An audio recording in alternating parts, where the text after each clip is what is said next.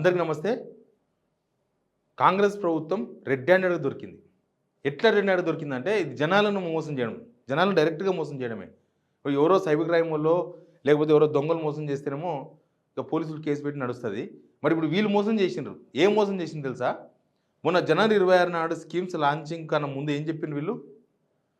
కులగణన రిపోర్ట్ ఆధారంగా కులగణన సర్వే జరిగింది కదా! ఆ రిపోర్ట్ ఆధారంగానే మేము లబ్ధిదారుల ఎంపిక చేసినాం అని లిస్టులు చదివిండ్రు. మనకు తెలుసు కదా 21 నాడు గ్రామ సభలు జరిగినాయి. 20వ తారీఖు నైటే లిస్టులు వచ్చినాయి. అంతకన్నా వారంలో ముందుకెళ్ళి బట్టి విక్రమార్క వీళ్ళందరూ మాట్లాడుతున్నది ఏంది? కులగణన రిపోర్ట్ ఆధారంగా మేము లబ్ధిదారుల ఎంపిక చేసినాం. దాంట్లో చాలా తప్పులు జరిగినాయి. అసలు ఎన్ని తప్పులు జరిగినా కూడా నేను మీకు ఎక్స్ప్లెయిన్ చేస్తా. అసలు ఇల్లు ఉన్నోళ్ళకి ఇండ్లు వచ్చినాయి. అసలు ఇల్లు లేని వాళ్ళకి ఇల్లు రాలేదు. ఈ ఇందిరమ్మ ఆత్మీయ భరోసా అయితే ఏదో ఊర్లో అనుకుంటా చచ్చిపోయిన వాళ్ళకు కూడా ఆత్మీయ భరోసా వచ్చినాయి. ఎప్పుడో 9 సంవత్సరాల క్రితం చచ్చిపోయినవి కూడా వచ్చినాయి. వ్యక్తులకు ఆత్మీయ భరోసా, లబ్ధిదారుల్లో చనిపోయిన వారి పేర్లు, మరణించిన 12 ఏళ్ళు అయినారు చచ్చిపోయి 12 ఏళ్ళు అయిన తర్వాత ఎంపికైనట వాళ్ళు. 8 మంది కూలీల పేర్లు ప్రత్యక్షం. ఇది ఎక్కడ జరిగింది? ఇది మహబూబాబాద్ జంగిల్కొండ గ్రామంలో జరిగిందంట. ఇది అంటే చచ్చిపోయిన వాళ్ళకు కూడా ఆత్మీయ భరోసా. ప్రభుత్వ ఉపాధ్యాయుడికి విద్యార్థినికి ఆత్మీయ భరోసా అల్లాదుర్గం దగ్గర. ఇది ఏడా మన ఆందోళన కాన్స్టిట్యున్సీలా జరిగిందంట. ప్రభుత్వ ఉపాధ్యాయునికి విద్యార్థిని కూడా ఆత్మీయ భరోసా అంటే ఇదే కూలి పోతేళ్ళకు ఇస్తారు కదా, అట్లాంటివన్నీ ఇచ్చారు. అసలు వీళ్ళు ఏ బేస్ డిసైడ్ చేసిండ్రు? ఎందుకంటే వీళ్ళు చెప్పింది అబద్ధం అనేది వీళ్ళే తేల్చిండ్రు. వీళ్ళు ఈ కులగణన సర్వే రిపోర్ట్ ఆధారంగా తేల్చినామని చెప్పి అది అబద్ధం అని కూడా వీళ్ళే చెప్పుకుంటున్నారు. ఇప్పుడు ఎట్లా అంటే ఒక మీటింగ్ అయింది, బుధవారం నాడు మీటింగ్ అయింది. రేవంత్ రెడ్డి మినిస్టర్స్ అంతా అటెండ్ అయ్యారు. ఆ మీటింగ్లో ఏమి తెలిసిందంటే కులగణన సర్వే రిపోర్ట్ అంట ఫిబ్రవరి 2వ తేదీన ముసాయిదా వస్తుందంట. డ్రాఫ్ట్ అంటే అది ఫైనల్ కాదు, జస్ట్ ఒక బిల్ వస్తుంది, ఒక డ్రాఫ్ట్ వస్తుంది. అంటే డ్రాఫ్ట్ అంటే దాంట్లో మార్పులు చేర్పులు చాలా ఉంటాయి. అది ఒక రఫ్ బుక్ అంటాం చూడు, అట్లా దాని రిపోర్ట్ రఫ్ వస్తుందంట. ఆ రోజు మళ్ళా క్యాబినెట్ సమావేశం ఉంటుందంట.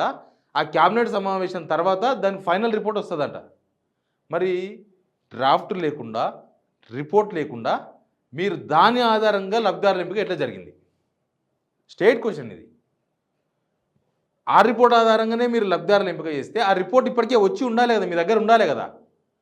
మీ దగ్గర వచ్చి ఉంటే మీరు మళ్ళీ ఇప్పుడు ఫిబ్రవరి 2వ తారీఖు నాడు వస్తుంది, తర్వాత మళ్ళీ క్యాబినెట్ సమావేశం అయిపోయిన తర్వాత మళ్ళీ దాన్ని ఫైనల్ బిల్లు చేస్తాం, తర్వాత అది అసెంబ్లీలో పెడతాం, తర్వాత బీసీలకు 42% తేలుస్తాం అని ఇప్పుడు ఎందుకు మాట్లాడుతున్నారు?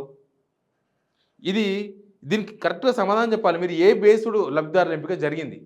ఎందుకంటే అసలుళ్ళకి అన్యాయం జరిగింది, ఇల్లున్నోళ్ళకే ఇల్లు వచ్చినాయి. అసలు ఆత్మీయ భరోసా ఏ లెక్క ప్రకారం వాళ్ళని డిసైడ్ చేసినారు? ఇవి ఖచ్చితంగా తేల్చాలి ప్రభుత్వం. మీరు చెప్పిన పచ్చి అబద్ధం ఇది. మీరు దగ్గర రిపోర్ట్ లేకుండా, నేను ముందు నుంచి అదే మొత్తుకుంటున్నా, మీరు కులగన్న రిపోర్ట్ వస్తే మరి అప్పుడే బయట పెట్టాలి కదా. మీరు ఆ రిపోర్ట్ తెలియకుండానే మీరు ఆ రిపోర్ట్ ఆధారంగా లబ్ధిదారుల ఎంపిక ఎట్లా జరిగింది అంటే కలగన్నారా? ఏ లెక్క ప్రకారం జరిగింది?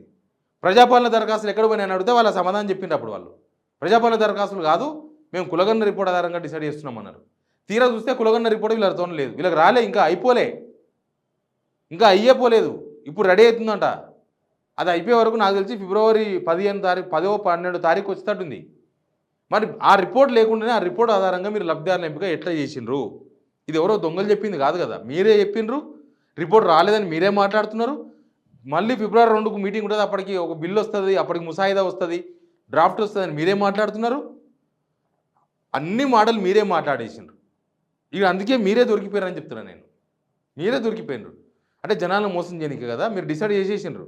మీరు ఏడ కూర్చొని ఏ చెట్టు కింద కూర్చొని తయారు చేసిండ్రు? ఆ వెరిఫికేషన్లు అవన్నీ ఎందుకని? అసలు అది కూడా దండగనే. అసలు గ్రామ సభలు కూడా దండగనే. ఈ లెక్క ప్రకారం మీ దగ్గర ఏమీ లేకుండానే మొత్తం చేసిండ్రు. మీ దగ్గర ఏ రిపోర్ట్ లేకుండానే ఆ రిపోర్ట్ పేరు చెప్పి పబ్బం గడుపుకున్నారు. ఆ రిపోర్ట్ పేరు చెప్పి వెరిఫికేషన్లు చేసిండ్రు, గ్రామ సభలు పెట్టిండ్రు, పంచాయతీలు అయినాయి, కొట్టుకున్నారు, తిట్టుకున్నారు. ఒక ఆయన మాజీ సర్పంచ్ ఏకంగా కిరోసిన్ పోసుకున్నాడు. నా లోలు రచ్చ ఊర్లలో. అసలు ఏ లెక్క ప్రకారం ఇవన్నీ జరిగినాయి? ఇది ఖచ్చితంగా ప్రజలకు సమాధానం చెప్పాలి. మీరు ఉత్తగా అప్పుడు ఒక మాట, ఏ పూటకు ఆ మాట, ఏ పొద్దుగాల ఒక మాట, రాత్రికి ఒక మాట, ఇది ప్రభుత్వం నడుపుతున్నారా లేకపోతే ఏమన్నా బర్ర దుడ్డి నడుపుతున్నారా? మీరే మాట్లాడుకున్నారు, మీరే రిపోర్ట్ రాకపోతే రిపోర్ట్ ఆధారంగా ఎట్లా ఇచ్చిర్రు? ఇది ప్రజలను వంచడం, మోసం చేయడం ఇది. మీరు మీ దగ్గర రిపోర్ట్ రాకపోతే రిపోర్ట్ లేదు, మేము రిపోర్ట్ తీసుకున్నాక ఇస్తాం స్కీమ్స్ అని చెప్పేది ఉండ్రి.